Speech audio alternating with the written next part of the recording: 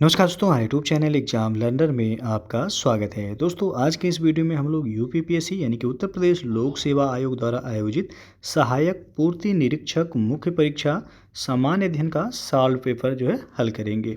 तो यह परीक्षा आपका 17 जुलाई सन 2022 को आयोजित की गई थी, जिसमें जीएस से जो प्रश्न भी पूछे गए थे उन सभी प्रश्नों को आज हम लोग इस वीडियो में देखेंगे।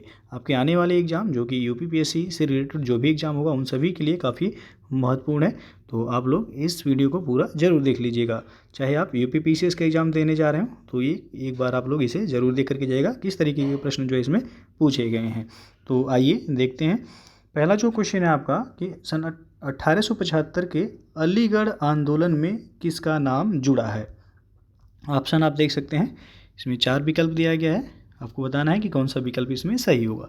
तो अलीगढ़ आंदोलन जो कि 1875 में हुआ था, सर सैयद अहमद खान जो है उस आंदोलन से जुड़े हुए थे। डी ऑप्शन यहाँ पे सही हो जाएगा। अलीगढ़ आंदोलन का प्रवर्तन जो है सर सैयद अहमद खान ने ही किया था और इस्लाम में व्याप्त सामाजिक कुरीतियों जैसे पीरी मुरादी प्रथा थी, दास प्रथा, इन सभी के विरुद्ध इन्होंने आवाज़ उठाई थी और ये अंग्रेजी शिक्षा एवं ब्रिटिश सरकार के साथ सहयोग के पक्ष में सबसे असरदार आंदोलन रहा। और सैयद अहमद खान ने 1875 में अलीगढ़ में मोहम्मडन एंग्लो ओरिएंटल स्कूल की स्थापना भी की थी। तो ये पूछा जाए कि जो अलीगढ़ में है मोहम्मडन एंग्लो ओरिएंटल स्कूल की स्थापना किसके द्वारा की गई थी? सर सैयद अहमद खान के द्वारा की गई थी।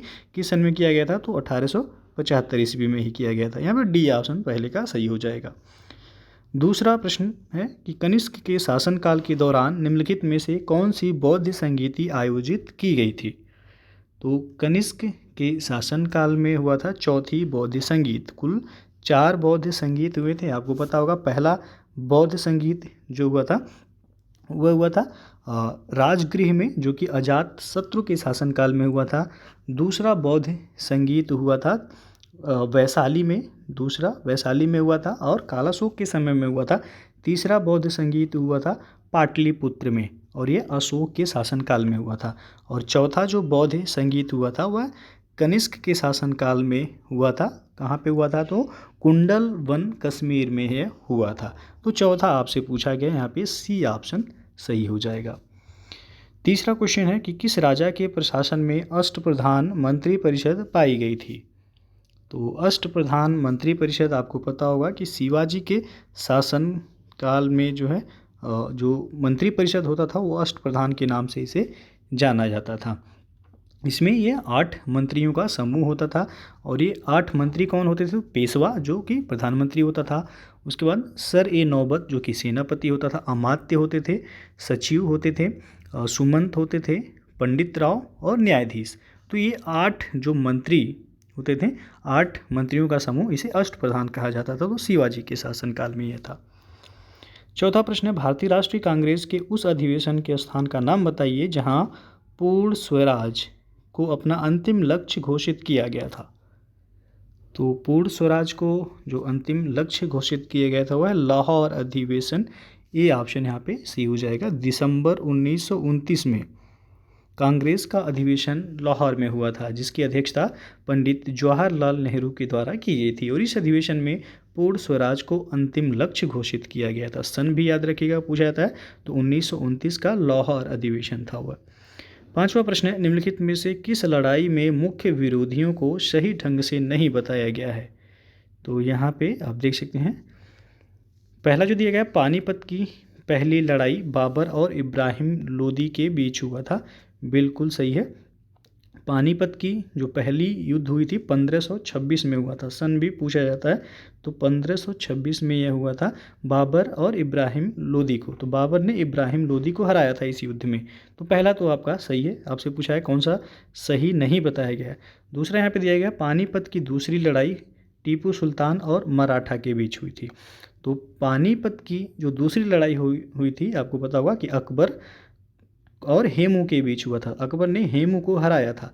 तो दूसरा यहाँ पे आपका गलत हो जाएगा। सन भी याद रखिएगा। पानीपत की जो दूसरी युद्ध हुई थी वह 1556 ईस्वी में हुआ था दूसरा युद्ध। यहाँ पे दूसरा क्या है, ये आपका सही नहीं है, यानी कि आपसे पूछा सही ढंग से नहीं बताया गया, तो दूसरा सही ढंग से नहीं बताया गया। यहाँ पे टीपू सुल्तान और मराठा के बीच दिया गया है, जबकि गलत है। पानीपत की दूसरी लड़ाई अकबर और हेमू के बीच हुआ था, जिसमें अकबर ने हेमू को हराया था। हल्दी घाटी का युद्ध महाराणा प्रताप और अकबर के बीच हुआ, बिल्कुल सही है। हल्दी घाटी का युद्ध 1576 में लड़ा गया था और ये महाराणा प्रताप और अकबर के बीच जो है ये युद्ध लड़ा गया था। तो आपका इसमें से बी ऑप्शन जो है सही हो जाएगा। और आपको बता दें कि जो पानीपत की तीसरी युद्ध हुई थी वह 1761 में हुआ था। पानीपत की तीसरी युद्ध 1761 में हुआ था, अहमद शाह अब्दाली और मराठों के बीच, जिसमें अहमद शाह अब्दाली ने मराठों को हराया था। तो पानीपत का तीनों युद्ध जो है याद रखिएगा आप लोग, इसमें बी ऑप्शन सही हो जाएगा आपका। छठवां क्वेश्चन, असहयोग आंदोलन क्यों बंद कर दिया गया? तो असहयोग आंदोलन इसलिए बंद कर दिया गया था कि चौरी चौरा घटना उस समय हो गया था। ये ऑप्शन यहाँ पे सही होगा। गांधी जी ने असहयोग आंदोलन को जो शुरू किया था वह 1 अगस्त 1920 से शुरू हुआ था असहयोग आंदोलन, और आक्रोशित जनता ने जो है 5 फरवरी 1922 को गोरखपुर के चौरी चौरा के थाने में आग लगा दी थी, जिसमें 22 पुलिसकर्मियों की मृत्यु हो गई थी। इस घटना के कारण गांधी जी ने असहयोग आंदोलन को स्थगित कर दिया था। तो यहाँ पे जो है आपका ये ऑप्शन सही हो जाएगा। और ध्यान दीजिएगा, चौरी चौरा घटना कहीं कहीं पे आपको 4 फरवरी मिलेगा, कहीं पे आपको 5 फरवरी मिलेगा। 4 फरवरी 1922 को यह घटना हुआ था चौरी चौरा। तो यहाँ पे ये ऑप्शन आपका सही हो जाएगा। चौरी चौरा घटना के कारण ही असहयोग आंदोलन को बंद कर दिया, यानी स्थगित कर दिया गया था। अगला क्वेश्चन है, निम्नलिखित में से महात्मा गांधी का कौन सा सत्याग्रह नील कृषकों की समस्याओं से जुड़ा था? तो ये है चंपारण सत्याग्रह। सी ऑप्शन सही हो जाएगा, काफ़ी महत्वपूर्ण है, यहाँ से हमेशा प्रश्न बनता है। बिहार के चंपारण में गांधी जी ने सत्याग्रह का पहला प्रयोग 1917 में किया था, और चंपारण में सत्याग्रह प्रारंभ करने के 2 प्रमुख कारण थे। पहला था कि चंपारण में नील बागान के मालिकों द्वारा तकावी ऋण और तिनकठिया व्यवस्था कृषकों को अपनी जमीन के 3/20वें भाग पर नील की खेती करना जो है अनिवार्य किया गया था, जिसे तिनकठिया व्यवस्था कहा जाता था। तो इन दोनों के कारण जो है किसानों की स्थिति बहुत वहाँ पे दयनीय हो गई थी, जिसके कारण गांधी जी द्वारा चंपारण सत्याग्रह शुरू किया गया था 1917 में। अगला क्वेश्चन है, निम्नलिखित में से कौन राष्ट्रपति को पद की शपथ दिलाता है? तो राष्ट्रपति को पद की शपथ भारत के मुख्य न्यायाधीश के द्वारा दिलाया जाता है। यहाँ पे बी ऑप्शन सही हो जाएगा।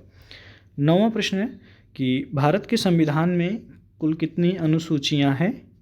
तो आपको पता होगा अनुसूचियाँ हैं 12। डी ऑप्शन यहाँ पे सही हो जाएगा। भारत के संविधान में देखा जाए तो 22 भाग हैं। यदि भाग पूछा जाए तो 22 भाग हैं।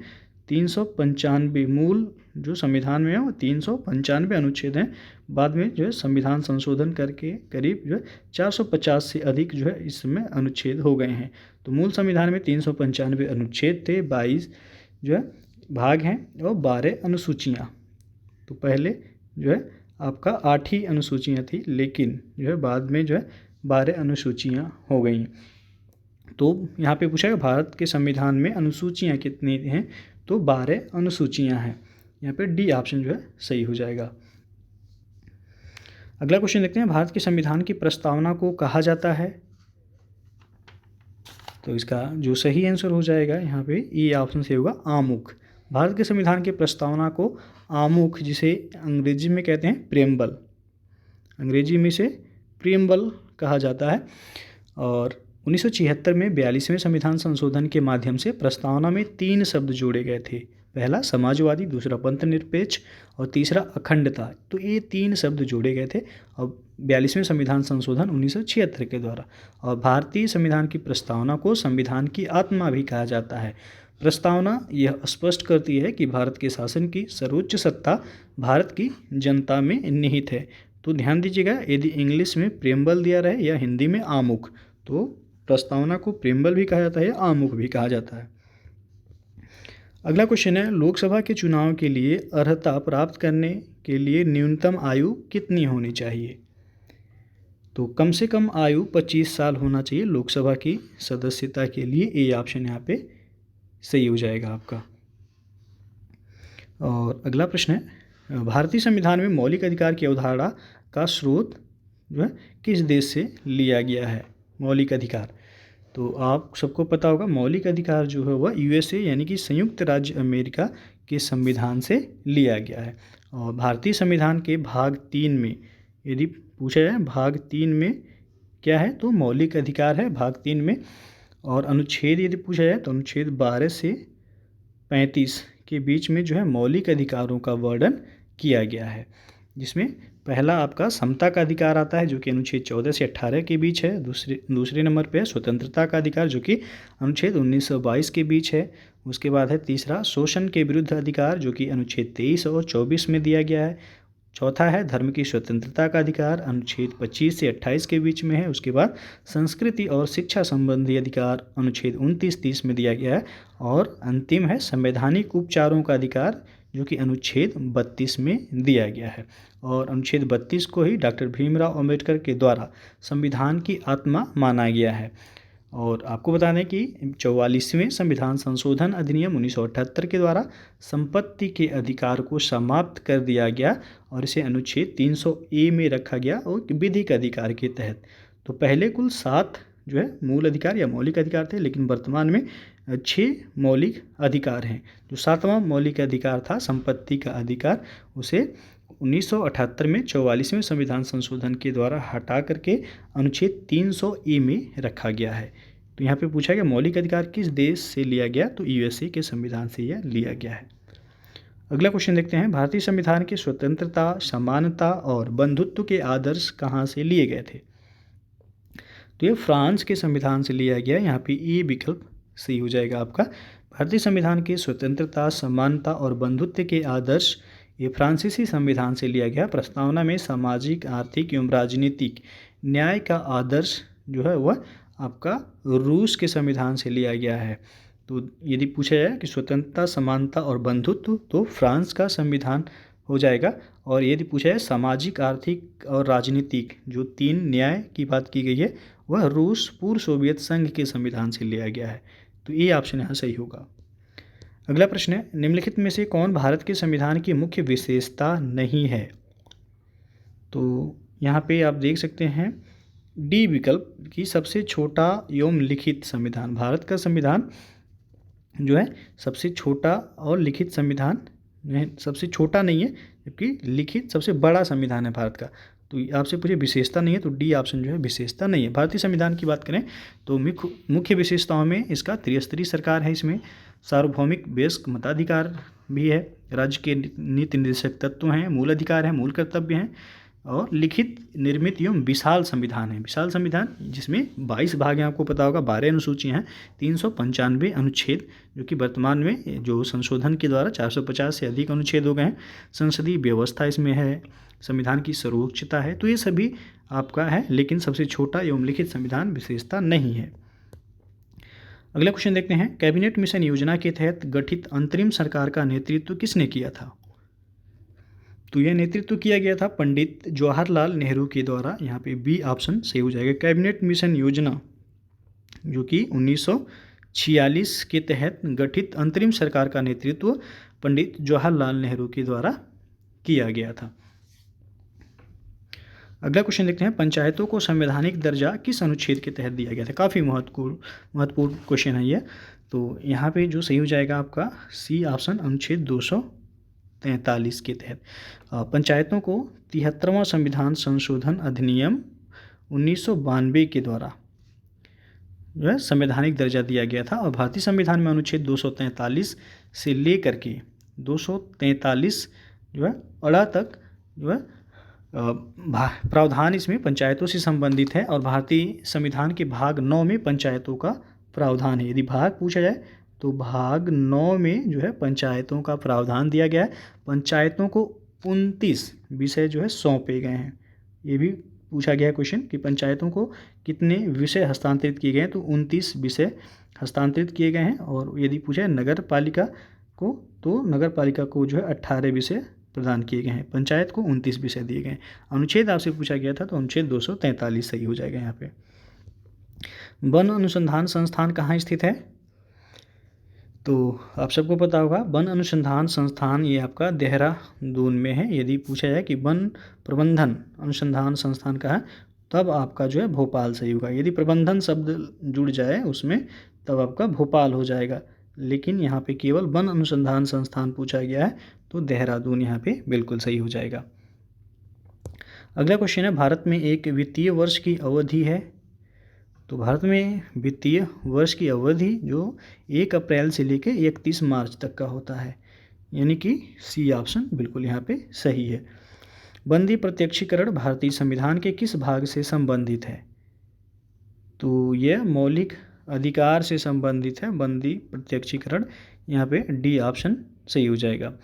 अनुच्छेद 32 के तहत जो है मूल अधिकारों को परिवर्तित कराने के लिए उच्चतम न्यायालय 5 प्रकार की जो है रिट जारी कर सकता है, जिसमें पहला है बंदी प्रत्यक्षीकरण, दूसरा है परमादेश, तीसरा प्रतिषेध है, चौथा उत्प्रेषण और पांचवा जो है अधिकार परीक्षा है। तो ये जो आता है आपका मूल अधिकार के अंतर्गत ही आता है, जो कि मूल अधिकार अनुच्छेद 12 से 35 के बीच में है, और ये आपका जो पूछा गया वह अनुच्छेद 32 के तहत आता है बंदी प्रत्यक्षीकरण। अगला क्वेश्चन है, निम्नलिखित में से किस स्थान पर भागीरथी और अलकनंदा नदी मिलकर गंगा नदी का निर्माण करती हैं? तो देवप्रयाग में, बी ऑप्शन यहाँ पे सही हो जाएगा। गंगा नदी की 2 मुख्य धाराएं भागीरथी और अलकनंदा हैं। ये उत्तराखंड के टिहरी गढ़वाल जिले में देवप्रयाग नामक स्थान पर एक दूसरे से मिल करके गंगा नदी का निर्माण करती हैं, और ये धार्मिक दृष्टि से देखा जाए तो एक महत्वपूर्ण जो है हिंदू तीर्थ स्थल भी है देवप्रयाग। तो आपसे पूछा गया भागीरथी और अलकनंदा नदी जो है कहाँ पर के मिल करके गंगा नदी बनती हैं? तो देवप्रयाग में। अगला क्वेश्चन है, बांदीपुर राष्ट्रीय उद्यान कहाँ स्थित है? तो बांदीपुर राष्ट्रीय उद्यान ये कर्नाटक राज्य में है। यहाँ पे डी ऑप्शन बिल्कुल सही हो जाएगा। इसकी स्थापना की बात करें तो सन 1974 में बांदीपुर राष्ट्रीय उद्यान की स्थापना की गई थी। अगला क्वेश्चन देखते हैं, निम्नलिखित में से कौन वायु प्रदूषक नहीं है? तो इसमें आप देख सकते हैं ऑक्सीजन जो है ये वायु प्रदूषक नहीं है। बी ऑप्शन यहाँ पे सही हो जाएगा। वायु प्रदूषक में आपका सल्फर डाइऑक्साइड आ जाएगा, नाइट्रोजन ऑक्साइड आ जाएगा, कणकीय पदार्थ आ जाएंगे, कार्बन मोनोऑक्साइड जिसे CO कहा जाता है, कार्बन डाइऑक्साइड यानी कि CO2, मीथेन CH4, ये सभी जो है वायु प्रदूषक की श्रेणी में आते हैं, जबकि ऑक्सीजन यह वायु प्रदूषक की श्रेणी में नहीं आता है। अगला क्वेश्चन है कि किस रक्त समूह को सार्वत्रिक दाता कहा जाता है? तो यह है O ग्रुप। डी ऑप्शन यहाँ पे सही हो जाएगा। O रक्त समूह को छोड़ करके A हो गया, B हो गया या AB के समूह में जो एंटीजन होते हैं, इसलिए वो अपना रक्त किसी भी समूह को दे सकता है और उसे सार्वभौमिक दाता भी कहा जाता है। और जो AB ग्रुप होता है इसे सार्वभौमिक प्राप्तकर्ता कहा जाता है, यानी ये किसी भी अन्य ग्रुप का ब्लड जो है वह ले सकते हैं, और जो O ग्रुप है वह किसी भी जो है ग्रुप यानी कि रक्त समूह के लोगों को वह डोनेट कर सकता है, यानी कि दे सकता है। तो यहाँ से सार्वत्रिक दाता पूछा गया तो O सही होगा, डी ऑप्शन। निम्नलिखित में से कौन सी संस्था भारत में मौद्रिक नीति बनाती है?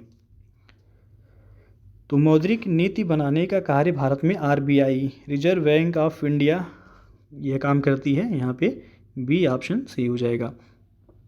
और मौद्रिक नीति का मुख्य फोकस जो होता है वह विकास के उद्देश्य को ध्यान में रखते हुए मूल्य स्थिरता बनाए रखना, इसका जो है मुख्य उद्देश्य होता है। RBI के द्वारा मौद्रिक नीति जारी की जाती है। पौधे का नर प्रजनन अंग कौन सा है? तो पौधे का नर प्रजनन अंग पुंकेसर होता है। यहाँ पे ई ऑप्शन सही हो जाएगा, या इसे स्टामेन भी बोला जाता है अंग्रेजी में, स्टामेन या पुंकेसर।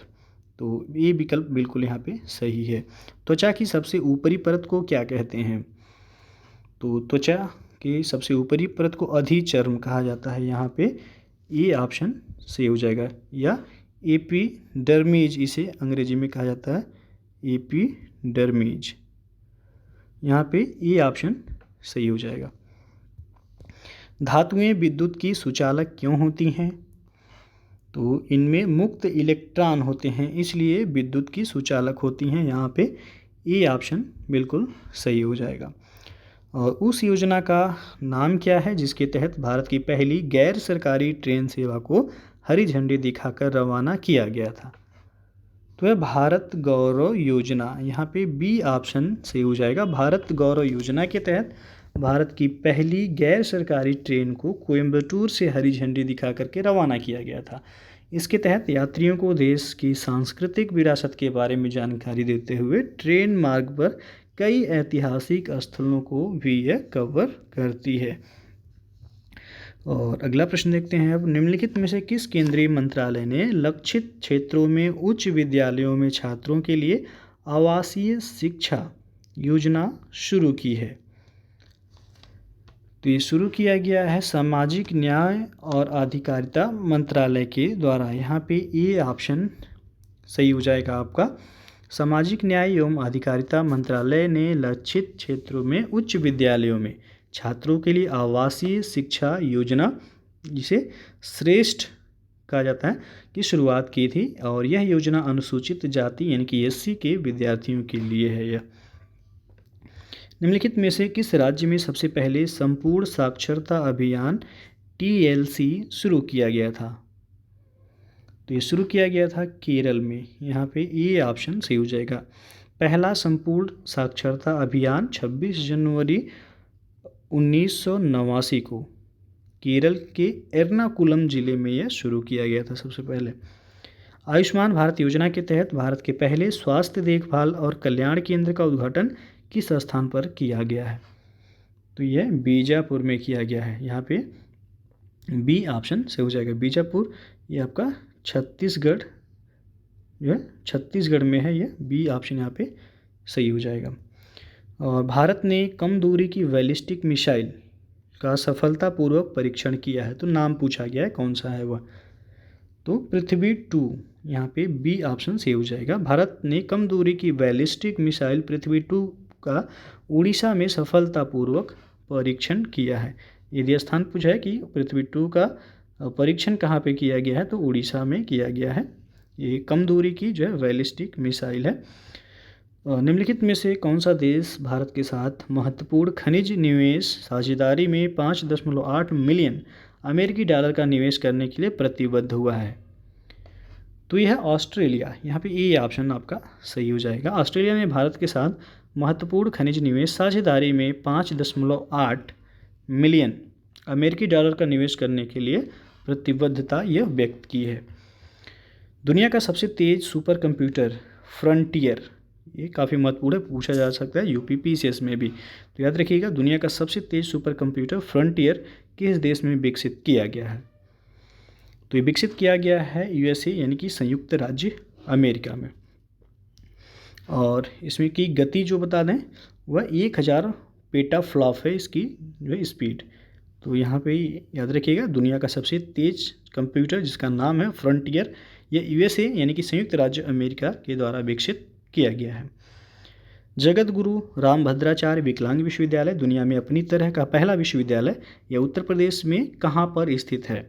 ये उत्तर प्रदेश का जो है एक मात्र जो है विकलांग विश्वविद्यालय जिसकी स्थापना चित्रकूट में किया गया है, जिसका नाम है जगत गुरु रामभद्राचार्य विकलांग विश्वविद्यालय।